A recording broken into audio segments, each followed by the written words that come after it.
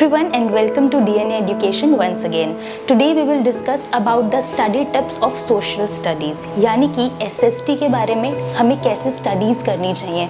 Board exams में usually students social study से सबसे ज़्यादा डरते हैं बिकॉज वो एक बल्कि सब्जेक्ट है, उसका कंटेंट बहुत वास्ट है एंड द मोस्ट प्रॉमिसिंग जो एक प्रॉब्लम हर स्टूडेंट फेस करता है कि आप पढ़ रहे होते हैं एक मैटर और उतनी ही स्पीड से आप उसे भूल भी जाते हैं in case of social studies. तो यहाँ पर एक पर्टिकुलर तरीका होता है जिससे आपको चैप्टर को पढ़ना चाहिए and then you won't forget that easily. Suppose आप चैप्टर स्टार्ट करते हैं, कोई आपने यहाँ से पढ़ना स्टार्ट किया, अब इसमें आप जब आगे मैटर पढ़ रहे हैं कॉन्टिन्यूसली एंड सपोज आपने इस हेडिंग तक अपना मैटर कंप्लीट किया, अब यहाँ से कंप्लीट करने के बाद नेक्स्ट डे जब आपको नया टॉपिक स्टार्ट करना है चैप्टर का, तो उससे पहले आप अगेन स्टार्टिंग से एक बारी चैप्टर को देखें और जो आपने लास्ट डे पढ़ा है उसको क्विकली रिवाइज करें। यानी ये पूरा मैटर आप एक बारी रिवाइज करें, इसमें अराउंड 15 मिनट्स दें, उसके बाद आप नेक्स्ट हेडिंग पे जंप करें और फिर आगे का कंटेंट पढ़ें।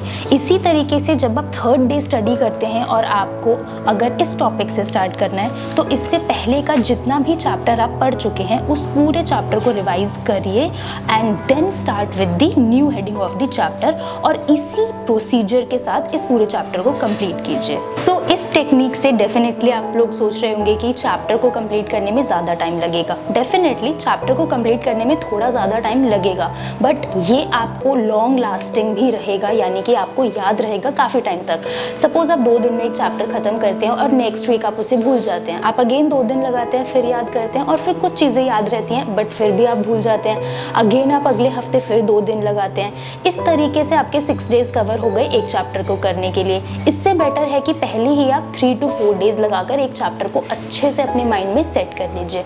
तो यहाँ पर टाइम एक्स्ट्रा थोड़ा लगेगा बट ओवरऑल आपको बेनिफिट मिलेगा क्योंकि आपको ज़्यादा टाइम तक याद रहेगा एंड डेफिनेटली आपको बार बार चैप्टर्स को रिवाइज करना ही है over and over again. Another thing is about maps को लेकर भी बहुत सारे स्टूडेंट्स काफ़ी डिस्टर्ब रहते हैं बिकॉज उसमें किस तरीके से लोकेट करें। तो अब हम उसकी टेक्निक देखते हैं कि मैप्स को कैसे आपको स्टडी करना है। फॉर एग्जाम्पल अगर ये आपका मैप है और ये एक पॉलिटिकल मैप है बट आपको फिजिकल मैप से भी आना चाहिए। सो यहाँ पर हमें हर एक पॉइंट के कोऑर्डिनेट्स देखने होते हैं। सपोज आप इस एरिया को देखिए, ये काफ़ी फ्लैट होता है, अगर इनमें से स्टडी करें तो यहाँ पर 1, 2 और 3, ये 3 एक तरीके से कर्व्स आ रहे हैं। तो हमारा सपोज कोई पॉइंट यहाँ पर है, अब इस पॉइंट की लोकेशन को रिमेंबर करने के लिए हम देख सकते हैं कि ये जो हमारा फर्स्ट कर्व है इसके एंड पर है और ये जो पॉइंट आ रहा है इसके एंड पर। तो ये 2 कोऑर्डिनेट्स जहाँ मीट करेंगे वहाँ हमारा पॉइंट है। तो इसी तरीके से हमें अपने कंट्री के मैप की बाउंड्रीज़ को अपने एक्सेस या कोऑर्डिनेट्स लेकर एक इसी पॉइंट की पोजीशन को स्टडी करना होता है। इसी तरीके से मैप्स में हम लोकेशंस सेट करते हैं। तो जैसे अभी हमने इस मैप में देखा कि किस तरीके से पॉइंट को लोकेट करना है, अब आपने एक बारी स्टडी कर लिए सारे पॉइंट्स की किस किस कोऑर्डिनेट पे कौन कौन से पॉइंट्स प्रेजेंट हैं।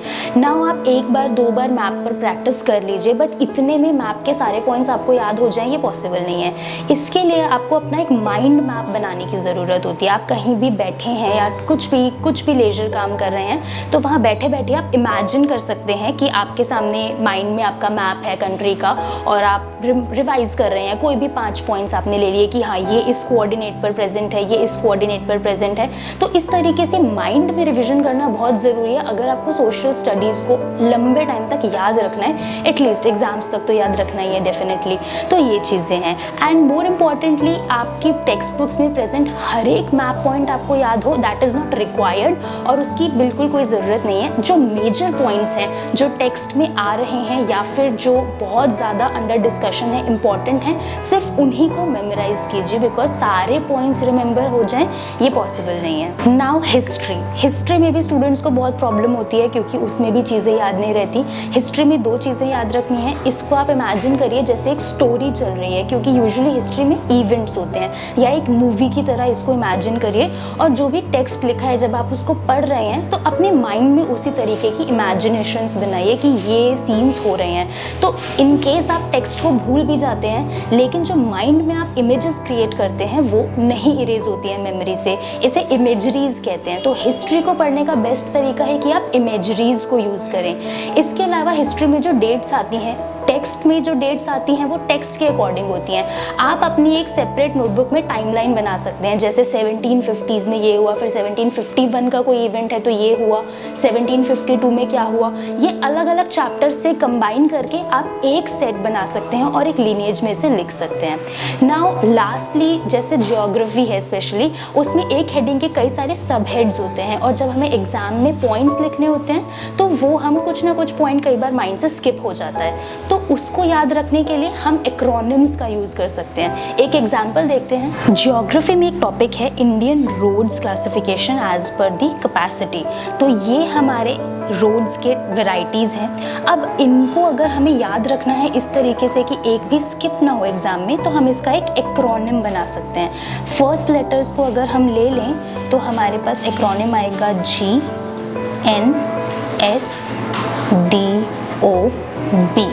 G for Golden Quadrilateral Super Highways, N for National Highways, S for State Highways and so on। तो इस तरीके से हम एक GNSDOB ये एक एक्रोनिम याद कर सकते हैं, और इसको अगर हम अपने माइंड में 4 to 5 टाइम्स रिपीट करें तो ये हमें डेफिनेटली याद रहेगा। अगर हम कोई स्किप भी कर जाते हैं एग्जाम में तो इस एक्रोनिम से हमें याद आ जाएगा कि हमने ये पर्टिकुलर जो क्लासिफिकेशन है वो मिस किया है। तो इस तरीके से स्टडीज़ को अगर हम करते हैं तो हमें डेफिनेटली बेटर रिजल्ट्स मिलते हैं, इम्प्रूवमेंट्स मिलती हैं। And this is all about the study tips for social studies. And for more videos and more tips, please subscribe to our channel and don't forget to watch the videos of more subjects. Thank you.